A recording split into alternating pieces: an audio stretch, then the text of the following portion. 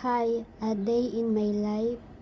Isang buwan na nga pala ang nakalipas simula nang magbakasyon ako dito sa Pilipinas. Merienda time na. Samahan niyo akong bumili ng aking makakain. Medyo may kalayuan siya pero mas gusto ko pa rin talaga ang maglakad. Matagal-tagal na rin pala ang pag-i-stay ko dito sa Pinas. Pero nag-cravings pa rin talaga ako sa mga street food kaya ang nabili ko ay fishball at kikiam. Habang niluluto nga pala ni Kuya, bumili na rin ako ng chicken skin. Sa bahay ko nga pala kakainin to, samahan niyo na ako umuwi at maglakad. Para enjoyment.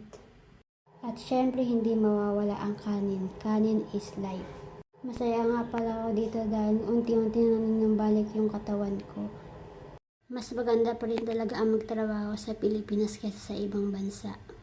Pero sa reality ng buhay, kailangan munang lumayo. Dahil may mga pangarap tayo na hindi matutupad sa Pilipinas. At ang kasiyahan ay dito sa Pinas. Tulad ng pamangkin ko, inaasar niya ako at napapatawa